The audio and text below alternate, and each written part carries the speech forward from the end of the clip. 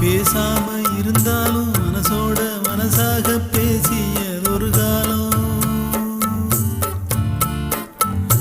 தூரத்தில் இருந்தாலும் தொடர்ந்து உன் அருகிலே குலவியதொரு காலம்.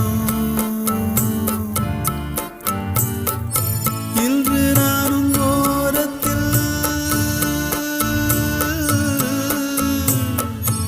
இன்று நானும் ஓரத்தில், என் மனது தூரத்தில், வீதியில் இசைத்தாலும் வீணைக்கு இசையுண்டு, வீணாகி போகாது கேட்கின்ற நின்று வேங்குழல் பாடுது வீணையோடு.